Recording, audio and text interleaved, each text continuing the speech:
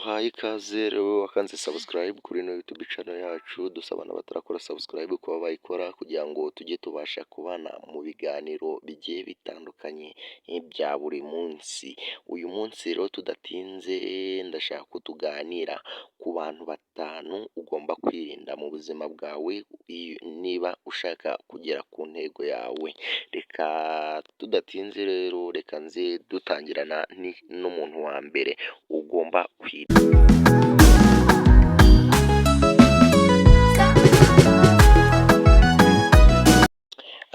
Umuntu wa mbere ugomba kwirinda cyangwa abantu ba mbere ugomba kwirinda ni umuntu uguca intege cyane, negative people.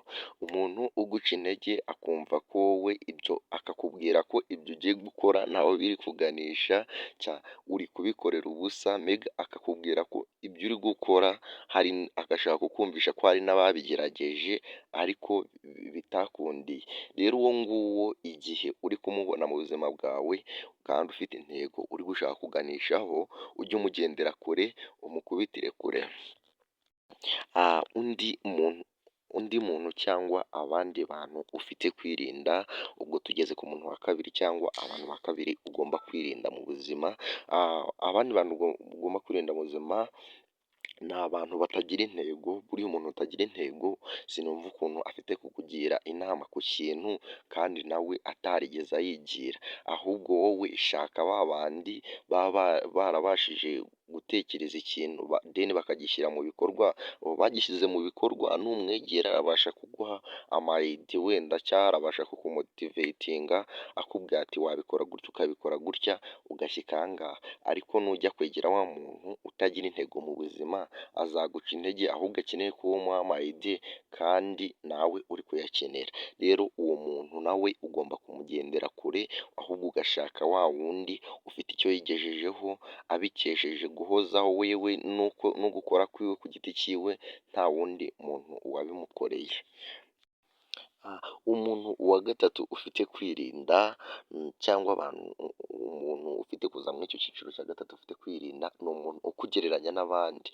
Ugasanga ni wa muntu uhora ugutera stress, uhora ugutera agahinda, akumvisha ko ibintu urimo ati ni ntabyo, ashaka kukumvisha ati reba kanaka na kanaka bagerageje ariko byaranze. Rero ntawe ati wikirirwa wirushya, ahubwo bivemo wiyicare utuze ati twebwe urabona tubaye iki, kandi buri muntu bitewe n'aho aturuka bitewe n'imyizerere ye nibyo bimuha gukora. Hari abantu uzasanga baturuka muri famiye zirenze, nimba aturuka muri famiye irenze, wowe uturuka muri famiye iciri, ni kuvuga ngo uzagendana n'uwo muntu cyangwa uwo muntu azabasha kukumotiva.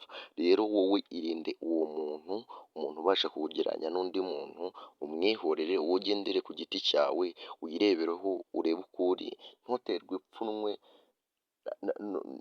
n'icyo ugiye gukora, ahubwo uterwe ipfunwe n'uwo uriwe. Umuntu wa kane ufite kwirinda cyangwa abantu baza muri iki cyiciro cya kane ni abagukunda ariko bakagutesha umwanya.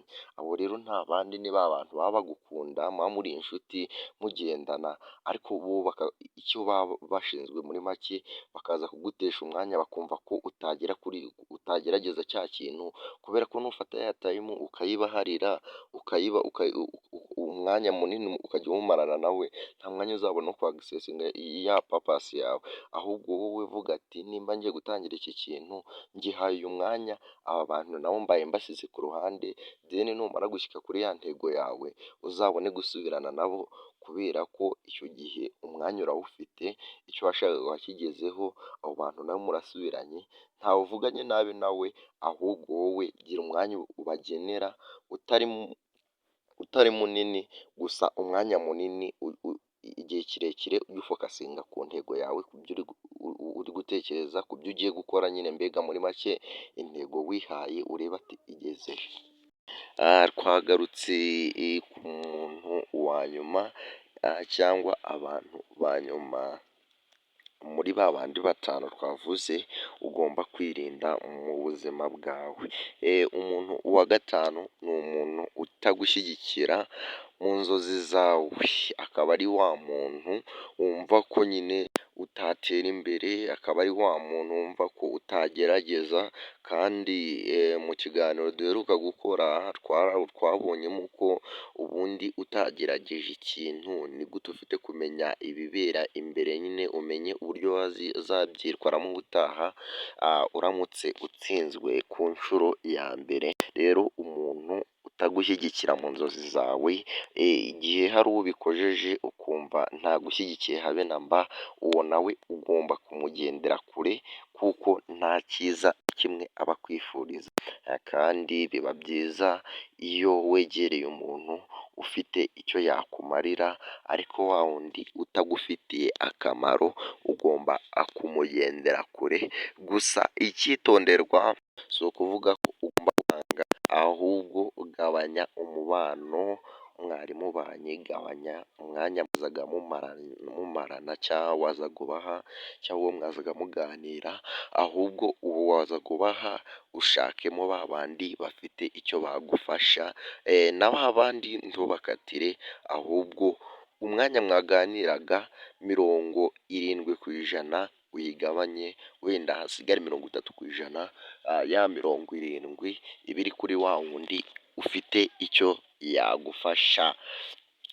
Uyu mwabanye muri kino kiganiro yari Shibura TV show, ariko mbere y'uko dusoza nagiraga ngo mbanze mbanyuriremo muri bya bintu bitanu cyangwa muri ba bantu batanu twabonye ugomba kwirinda.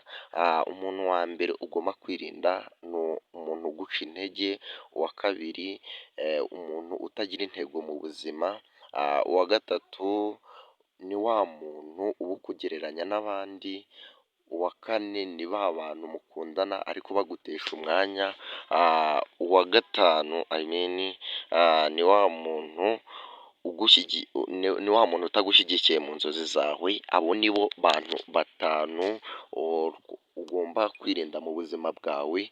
Gusa twabonye ko hari icyitonderwa, bitavuze ko abo bantu utagomba kubicaho nyine ngo ubagire abanzi bawe, ahubwo umwanya mwaganiraga gerageza uwugabanye, ahubwo nimba uwugabanyije urebe wa muntu ufite icyo yakumarira, deni haba ari we usanga.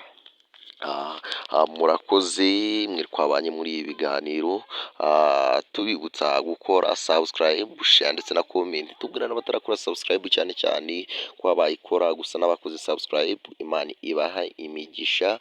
Tuzongere kubana mu kiganiro cy'ubutaha.